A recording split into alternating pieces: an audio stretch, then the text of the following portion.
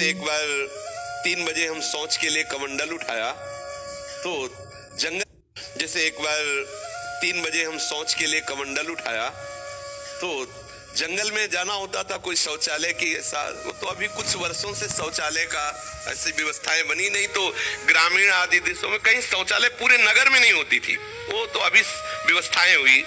तो कमंडल लेकर शौच के लिए निकले तो देखा कि गांव के बाहर एक नववधु लोटा लिए शौच के लिए जा रहे। तो हम खड़े हो गए कि ये जिस दिशा को जाए उससे विपरीत दिशा में हम, वो खड़ी हो गई।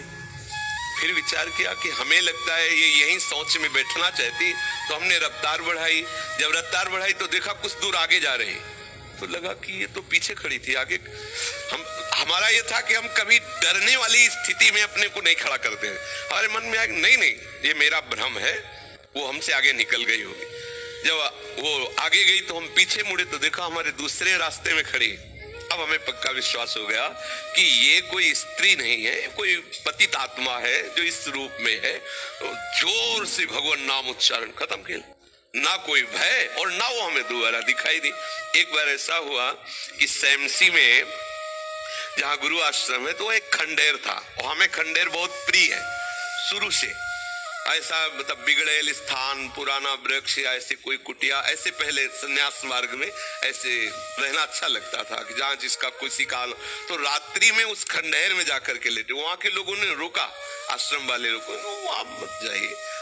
हम सोचा आश्रम के कई लोग यहाँ लेटते हैं तो बातचीत करेंगे, इसलिए एकांत।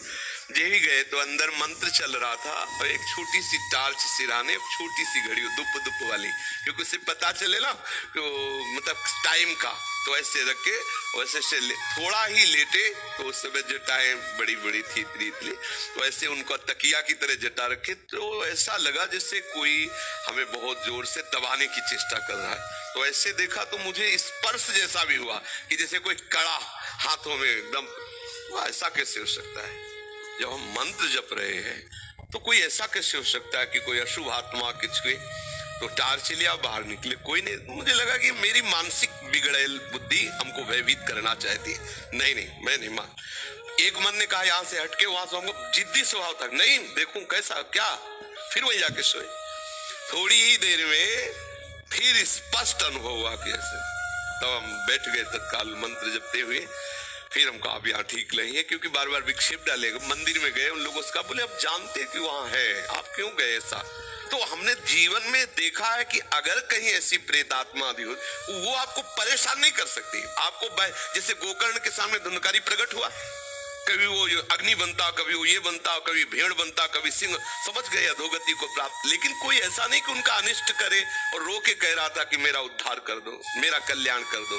तो ये प्रेत आत्माएं भगवत धाम वासी, भगवान नाम जापक वैष्णवों के प्रति अपना कल्याण करने के लिए आती है। किसी को भी कभी घबराना नहीं चाहिए। यदि कभी ऐसी परिस्थिति हो तो उच्च स्वर से नाम कीर्तन करने लगना, विश्वास करना, तुम्हें छू नहीं सकता कोई। ये हम इसलिए सत्ता नहीं मानते। जैसे कभी कोई प्रश्न करता है तो कह देते मेरे भगवान ही भूत रूप में आए। ये एक स्थिति है, एक भावना की स्थिति जो सत्य भावना है। वासुदेवा सर्वमिति, तो सब प्रभु ही है और सच्ची बात सब प्रभु ही है। लेकिन ये जो अगर हम उस स्थिति को नहीं पहुंचे तो पक्का समझ लो कि अगर प्रेत योनि का कोई भी जीव तुम्हारे सामने आता है और तुम भगवान नाम जप कर रहे हो तो तुम्हें कभी परास्त नहीं कर सकता।